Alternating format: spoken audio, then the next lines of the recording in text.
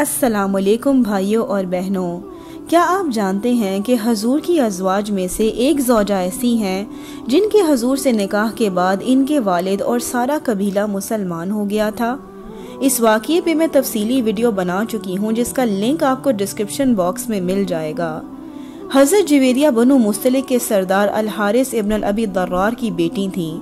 وہ اپنے قبیلے کے ایک بااثر شخص منی بن ابن صفوان کے نکاح میں تھیں۔ بنو مستلق وہ قبیلہ تھا جن کی اسلام دشمنی عروج پر تھی۔ وہ بارہا اسلام کی روشنی کو بجھانے کی کوششیں کرتے رہے تھے اور اسی جہالت میں وہ مدینہ پر اچانک حملہ کرنا چاہتے تھے، مگر حضور نے ان پر اچانک حملہ کر کے انہیں دھول چٹا دی۔ اس حملے میں بمشکل چند کفار مارے گئے اور حضرت جویریہ کے شوہر ان میں سے ایک تھے۔ جب جنگ کی باندیوں کو تقسیم کیا گیا تو حضرت جویریہ ثابت بن قیس کے حصے میں آئیں، مگر حضرت جویریہ ایک طرح سے اپنے قبیلے کی شہزادی تھیں۔ وہ اس غلامی کو قبول کرنے کے لیے ہرگز تیار نہ تھیں۔ اسی مقصد سے وہ حضور کی خدمت میں حاضر ہوئیں۔ حضرت عائشہ فرماتی ہیں کہ وہ ایک نہایت نفیس اور خوبصورت خاتون تھیں۔ جو شخص انہیں دیکھتا ان کی خوبصورتی سے متاثر ہوتا۔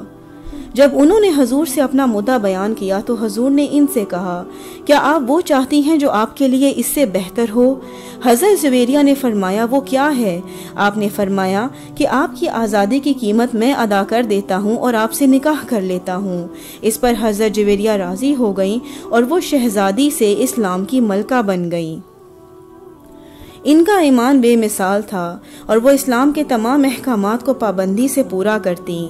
تقوی ان کی ذات کا حصہ تھا اور وہ بہت ذہین تھیں۔ انہوں نے حضور کی متعدد احادیث یاد کر رکھی تھیں اور علماء نے ان احادیث سے اسلام کے فقہ کو مرتب کیا۔ حضرت جویریہ نے ہجرت کے 50 سال بعد وفات پائی۔ وفات کے وقت ان کی عمر 65 برس تھی۔ ان کی نماز جنازہ اس وقت کے مدینہ کے گورنر مروان ابن الحکم نے ادا کی اور انہیں جنت البقیع میں دفنا دیا گیا۔ اللہ تعالیٰ ان سے راضی ہو اور ان کو جنت میں اعلیٰ مقام عطا فرمائے، آمین۔